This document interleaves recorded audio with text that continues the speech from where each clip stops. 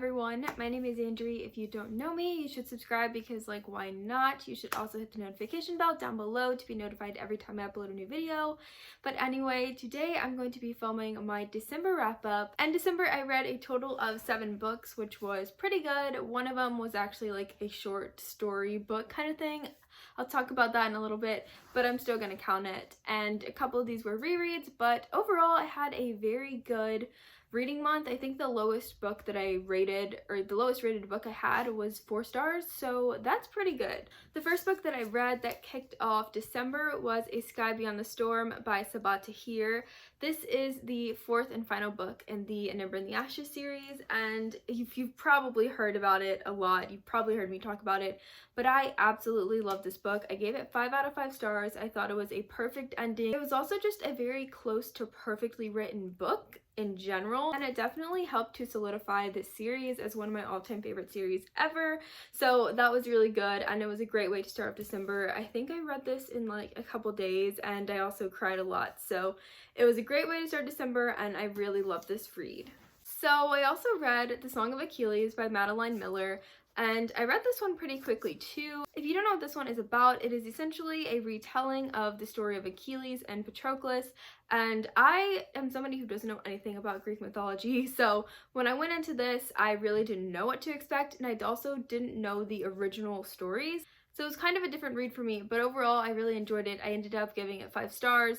I definitely think that reading this made me want to dive more into the actual mythology of it, and I definitely would be open to reading anything by Madeline Miller because I thought the writing was really good. There are quite a few quotes that I found that I really loved in this book. I want to go back already and reread it so I can highlight and annotate because it really was a great book. This book definitely broke my heart a little bit, and I did shed a couple tears, but overall it was just a great read, and I'm happy that I finally read it. I'd wanted to read it for so long, and I finally got it checked off my TBR. So then I read this short story bind-up thing that was only sent to you if you are on Cassandra Clare's newsletter, and it was a PDF of We Jace You a Clary Christmas. Basically what this was a bunch of random short stories that we've never seen before that Cassandra Clare has wrote about Jace and Clary throughout different periods in their lives and throughout the different books that we have already seen in the Shadowhunters world. And I thought it was just a really cute read. It was really fun. It definitely lifted up my spirits and got me in the holiday mood because I think the title is just, like I said, really funny. And I ended up giving it 4 out of 5 stars, and yes, I counted it on my Goodreads. A couple of my friends read it, and so we all were just talking about it and had a great little time doing that, so that was fun. After that, I continued my rereads of the Throne of Glass series, so I reread and finished Heir of Fire by Sarah J. Maas. This is number 3 in the series, and I gave it 5 out of 5 stars. What do you expect? Whenever I reread a favorite series of mine, they always end up being 5 stars. I can no longer look at them critically. I'm sorry, but I just really found that the new characters that are introduced in this book hit me even more because there is one character in particular that we meet in this book whose name is Rowan, who at first I never really liked. When I first read Heir of Fire, I did not like Rowan at all. I was like, who is this? Can he, he's so rude, he literally is so mean, and he's nothing, I don't want him here. And then the second time, you know a little bit more, you know the backstory, I know this character very well, so I definitely found it more enjoyable to just sit back and not be paranoid and anxious about what's happening in the story. I just already know, so I can pick up on little details and just have a great time, and that's what I did. I also ended up rereading Queen of Shadows too. I didn't read these physical, I listened to them on audiobook to and from work, sometimes at work, and just any chance I could when I was getting dressed, just everything. And it definitely took up a lot of my time, my booktube watching time. I definitely found a correlation between me watching booktube less and listening to my audiobooks more, but that's okay because these are really thick books. I honestly felt like I didn't read that much in December, but then realizing how thick these are, and then I actually did read these on top of my other physical reads, that's a lot of reading, and I'm really happy that I did. For Queen of Shadows, like I said, 5 out of 5 stars. This is the one where I forget a lot about what happens until I read it and I realize how pivotal it is to the series and how much it's really going in deeper with the whole plot of the series. So I really appreciated that, and I love where, you know, certain characters and relationships are going in this one.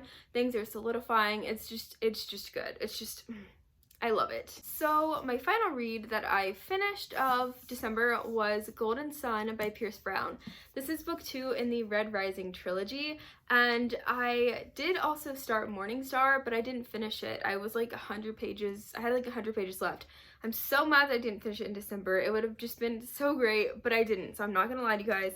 This ended up being my last read of 2020, and honestly, I'm okay with that. I'm glad that I wrapped it up with Pierce Brown and this series because I have a newfound love. This is definitely one of my all-time favorite adult sci-fis. Like, this series is so good. If you don't know what Red Rising is about, it is the story of Darrow, who is a Red, which basically means he lives on Mars, lives underneath Mars, pretty much.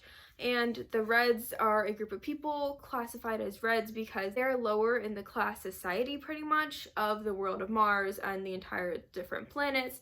And the Golds are pretty much the people who rule everything. So a series of events cause something to happen to Darrow's wife, and Darrow is set on this journey to pretty much infiltrate the Golds and become one to destroy them from the inside.